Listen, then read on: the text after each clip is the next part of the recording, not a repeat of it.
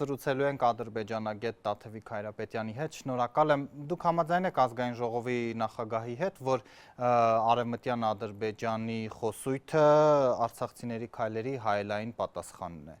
Բնական է չեմ կարող համաձայն լինել, քանի որ ինքս շատ տևական ժամանակ ուսումնասիրել եմ, թե ինչպես է դա գնալով ավելի ահագնացող չափերի հասնում Ադրբեջանի քաղաքական օրակարգում։ Խոսույթը որպես այդպիսին շրջանառության մեջ է մտել 2022 թվականի դեկտեմբերի 24-ին Ալիևի ելույթով, եւ դա իրականում Ադրբեջանի մաս ճանաչելուց 2 ամիս հետո էր, ընդ որում Ալիևի հայտնի ելույթում նա բառացի ասում է. Ղարաբաղի հարցը փակելուց հետո մենք այժմ կարող ենք խոսել սրա մասին։ Այսինքն խոսույթը ոչ թե հայելային կրկնություն է, այլ ճիշտ հակառակը։ Խոսույթը Լեռնային Ղարաբաղի հարցի փակմանը հաջորդող փուլն է, որովհետև շատ տևական ժամանակ բազմաթիվ փորձագետներ, որոնք ուսումնասիրում են թեման, միշտ ահազանգել են, որ խնդիրը երբեք Լեռնային Ղարաբաղով չի սահմանափակվում, Ալիևի ախորժակը շատ ավելի մեծ է։ Ընդ որում ես նաև ուսումնասիրել եմ 2020 թվականից հետո Ադրբեջանի հանրակրթական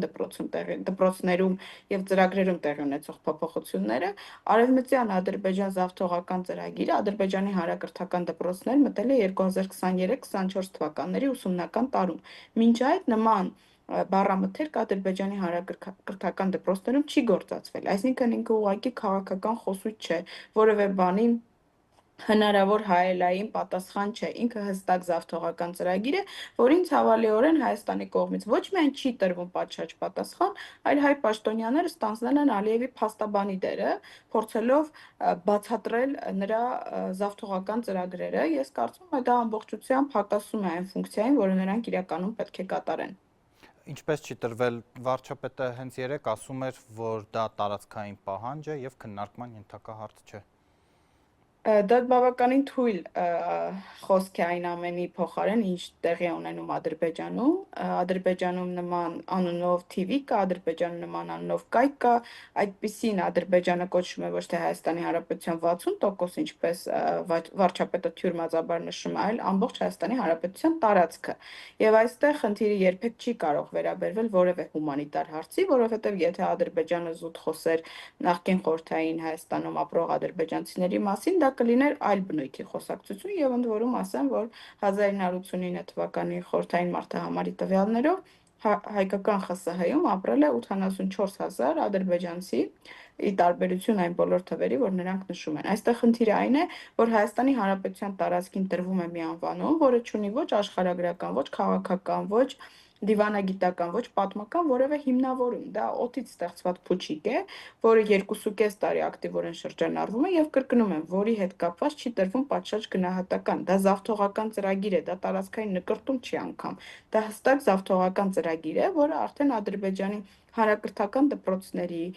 ուսումնական հաստատությունների, կրթական ծրագրերի մաս է կազմում։ Ես կարծում եմ պետք է առնվազն հասկանալի լինի, եթե մի բան մտնում է կրթական հաստատություններ, այսինքն դրանով սերունդներ են կրթվում, դա ինչ երկարաժամկետ նպատակներ կարող է հետապնդել եւ դրան պետք է տրվի պատշաճ գնահատական։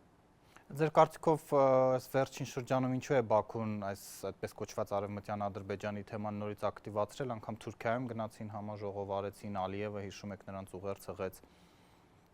Թեման բավականին ակտիվ է արդեն 2.5 տարի, որոշ բաներ երևում են, որոշ ակտիվություններ չեն երևում, մենք հիմնականում կենտրոնանում ենք Ալիևի ելույթների վրա, բայց որպես այդպիսի թեման ադրբեջանական ամենօրյա լրահոսի մաս է կազմում, եւ եթե ուշադրություն դարձնեք, այդ անվանումով համայնքը պարբերաբար նաեւ հայտարարություններ է անում, ուղղակի ես կարծում եմ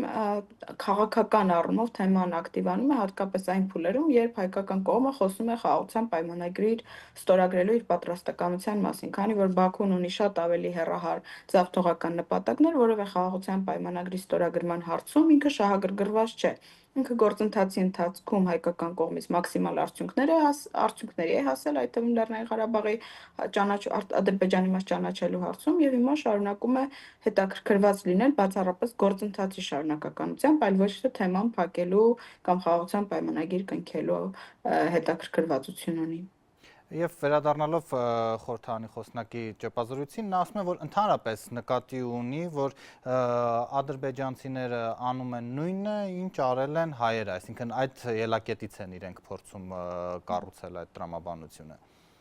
Ես կարծում եմ Հայաստանի Հանրապետության ազգային ժողովի խոսնակը Ալիևի փաստաբանի դերը կամ հոգեվերլուծություններով զբաղվելու փոխարեն ուղղակի պետք է հասկանա, որ հայկական կողմը երկարաժամկետ առումով կոնկրետ իրենց կառավարությունը հրաժարվել է մեզ համար կենսական, բոլորի համար ընկալելի իրավունքներից եւ փոխարենը Ադրբեջանը հորինել է իր համար երբևէ գոյություն չունեցող իրավունքներ, որոնք այսօր դարձնում է քաղաքական օրակարգի մաս։ Եվ եթե Հայաստանի ներկայիս կառավարությունը քաջություն ունենար ընդունելու, որ իրենց քաղաքականությունը միակողմանի զիջումներով Ադրբեջանին շարունակաբար ընդառաջ գնալով խաղաղության կառուցումներ եւ դա ձախողվել է, որովհետեւ անգամ Ալիևի պահանջների միակողմանի ընդունումը չի բերում խաղաղության պայմանագրի ստորագրման, ապա դա շատ ավելի ազնիվ կլիներ։ Փոխարենը Ալիևի քայլերը արդարացնելու, կրկնում եմ, դա հստակ զավթողական ծրագիր է,